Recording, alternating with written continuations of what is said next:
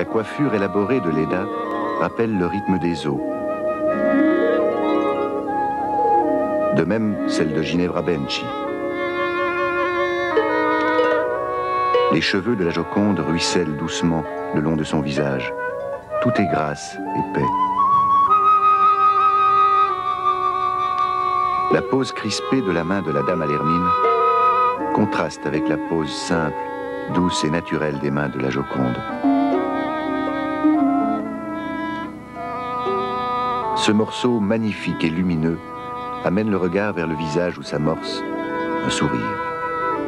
Il fait penser à un doux frémissement sur des eaux tranquilles. Le sourire attire Léonard car c'est un mouvement qui transfigure la matière.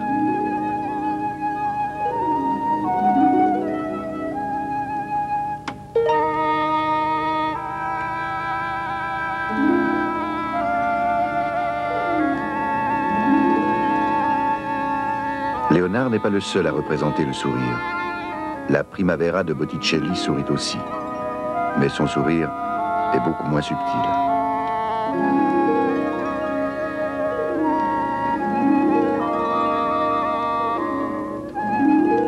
Le sourire devient grave dans la Sainte-Anne.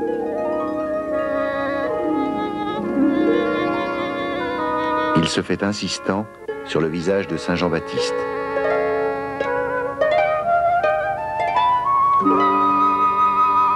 C'est la Joconde qui traduit avec le plus de subtilité ce mouvement de l'âme, grâce à la technique parfaite de Léonard et à sa science du clair-obscur. Considérée comme un chef-d'œuvre de l'art universel, la Joconde va être l'objet de toutes les tentations et de toutes les sollicitudes. Elle fut volée au Louvre en 1911 et n'y revint qu'en 1913.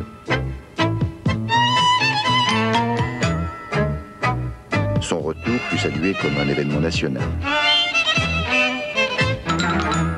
Copiée dès le XVIe siècle, pastichée, de nouvelles Jocondes apparaissent sans cesse.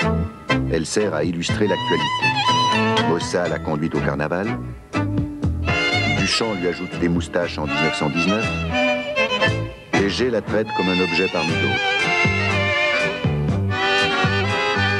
À travers elle, on attaque le symbole de la perfection et de la culture. Elle est utilisée à des fins commerciales.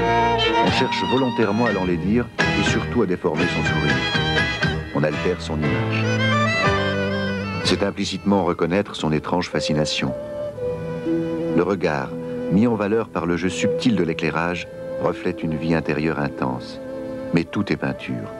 Léonard crée un équilibre miraculeux entre la forme, l'espace, la lumière et la vérité psychologique du modèle.